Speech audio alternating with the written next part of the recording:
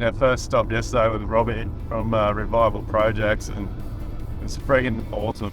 So I've been following Robbie and Revival on Instagram for a while, and when we knew that we were coming to Melbourne, we're so glad that he could make the time for us to come visit the Zero Waste Footprint Centre at Collingwood that he's got set up. And an incredible building, obviously, that's slated for demolition in 2024 that he and Revival have been able to negotiate to use as a space to then house all of those incredible products that are being brought out of buildings, create relationships between developers and architects and builders to be able to repurpose all of those items. But just to see how much work he's done and his team have done to really put together all the puzzle pieces of how do we create a zero waste process in building generally, and the carbon calculations and all of that kind of stuff. But just to make it wasn't incredible just to see his vision and everything he's doing to make this happen. I think we meant to be there for 45 minutes, and I think we were close to 2 hours. We ran late for the next appointment, but it was amazing. I literally nearly had tears in my eyes multiple times. His passion, his purpose. But I think it's definitely our responsibility as builders, as people in the industry, to take this stuff more seriously. Seeing the photographs around his building of projects that he's done, but how unbelievable is it that he can go into an existing building. He's got a process, engineers, everybody on board, so they can certify existing materials that have already been there for 100 years, establish their strengths, their weaknesses, working with the team, design them into the new building, repurpose them. For everything from structure to joinery to wall linings to furniture to so that staircases. Unbelievable. I was so blown away with it. I think he's definitely leading the way in that area, and I think definitely all of us as builders, architects, designers, people in the industry, we need to spend more time talking and learning from those types of people. Well, wasn't it fascinating when he was talking about the fact that nobody actually in the process of creating a project is accountable for what happens to that demolition waste, and it's not being taught in design schools to think about how do we pull apart buildings so that they can be repurposed. As an architect, you never really learn to think about the buildings that you're demolishing in that way. It comes down to the personal values of the client or the personal values of the designer or builder as to whether they feel compelled to do it.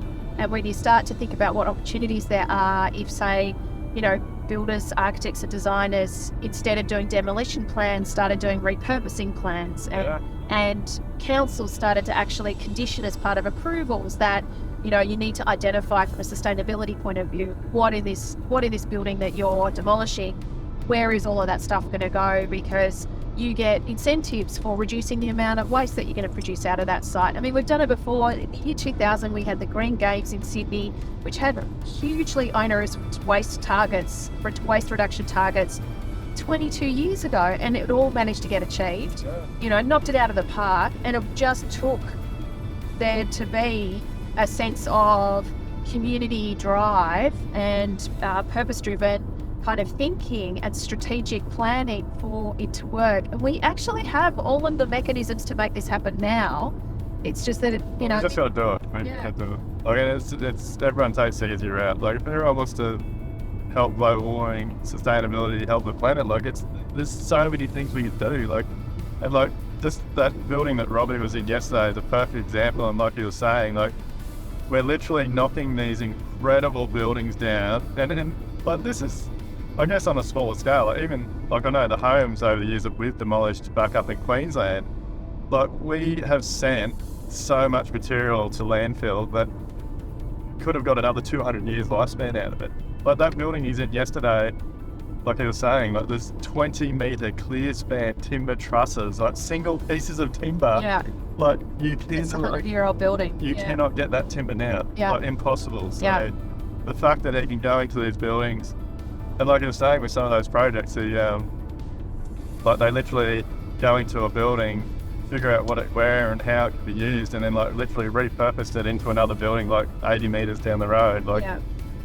It's we've really, really, really got to stop all this waste going into landfill because we're just ruining the planet.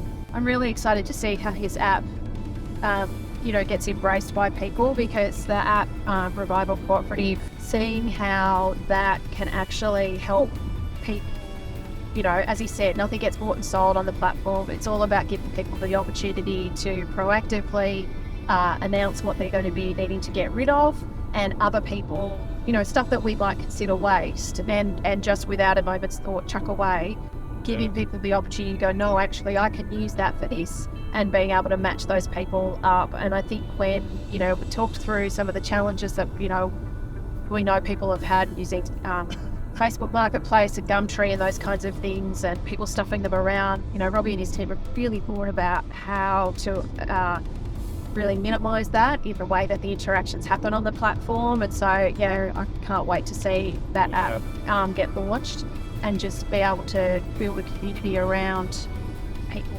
having the ability to do this, in their own life generally, not just in their building projects. It's unbelievable. Get behind him, check him out. Good process. Yeah.